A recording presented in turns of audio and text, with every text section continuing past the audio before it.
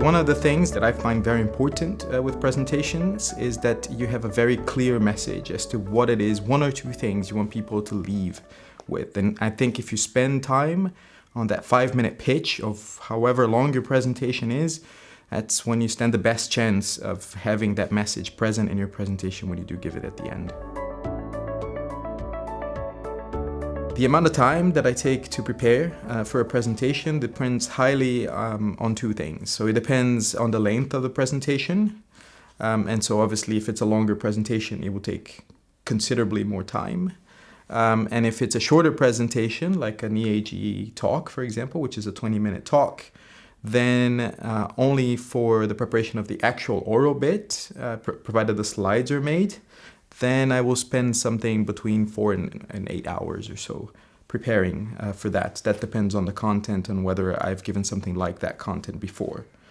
And what that entails is it entails me practicing versions of that talk with only bullet point notes. I don't write word by word everything I say. And I present it to myself or to colleagues a few times before the presentation, not all at once, so all those 4 hours are not spent in one day. And then you iterate over your points and you iterate over the content of your presentation to adjust it, and that's how I generally prepare. You absolutely need to rehearse, and you absolutely need to rehearse with your colleagues so you get feedback, and you get feedback not only on the content of your presentation, i.e. on the slides and on the scientific content, but on the things you say and how you present them. It's important that you ask your colleagues explicitly, have I said things clearly? Have I repeated myself often? Because this is something people do and it's not necessary to do. Have I taken time between sentences? This is important.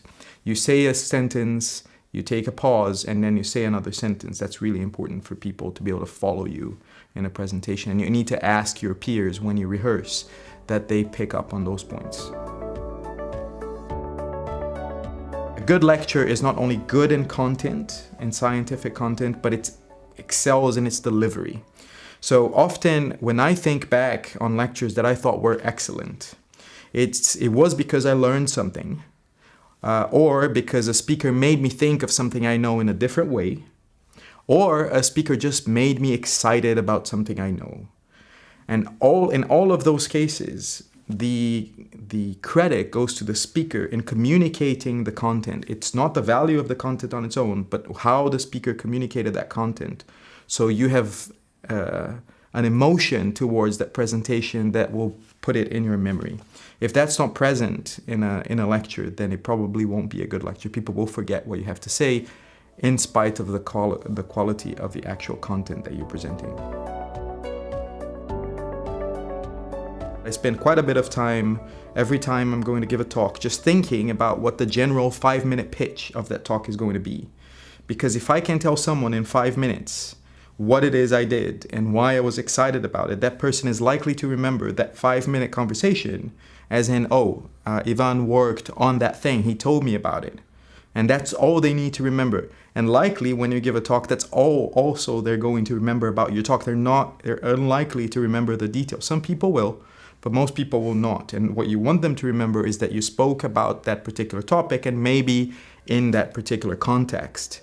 And if they remember that, they'll be able to go back to your work and then work out the details again after. But the one thing you want them to remember is to remember you and remember you talking about that topic.